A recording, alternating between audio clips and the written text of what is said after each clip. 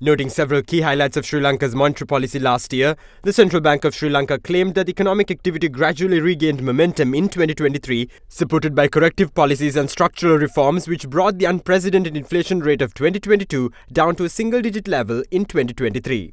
Those revelations were made by the country's top monetary authority on the Monetary Policy Report February 2024, published recently pursuant to the Central Bank of Sri Lanka Act No. 16 of 2023.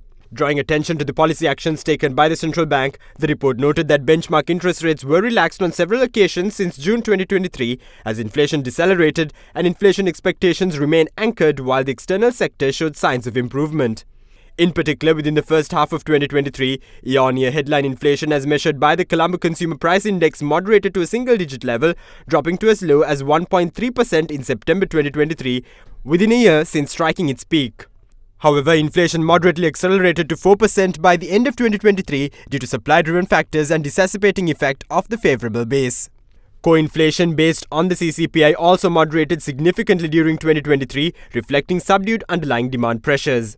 Looking forward, the central bank predicted that inflation may deviate from the targeted level within the near term, mainly due to recent tax amendments and supply-side disruptions, although such impact is likely to be short-lived.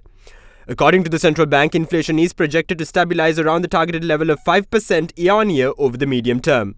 Commenting on a key macroeconomic indicator, the central bank outlined that economic growth is expected to remain subdued in the short term but is expected to recover gradually towards its potential, reaching a positive figure in 2024.